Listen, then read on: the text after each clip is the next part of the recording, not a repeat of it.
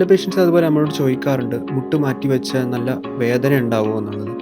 ഇപ്പോൾ ഈ മുട്ട് മാറ്റി വെക്കുക എന്ന് പറയുന്നത് ഒരു മേജർ സർജറിയാണ്.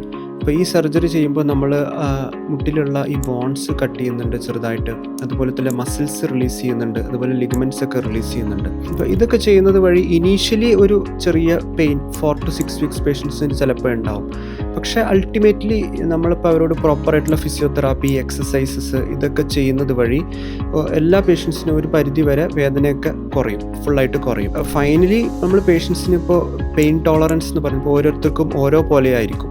ഇപ്പോൾ എനിക്ക് ഒരു മുറി ഉണ്ടായിട്ട് ആ പെയിൻ എങ്ങനെയാണ് ഞാൻ ടോളറേറ്റ് ചെയ്യുന്ന പോലെ ആവില്ല വേറെ പേഷ്യൻസിന് അത് ടോളറേറ്റ് ചെയ്യുന്നത്.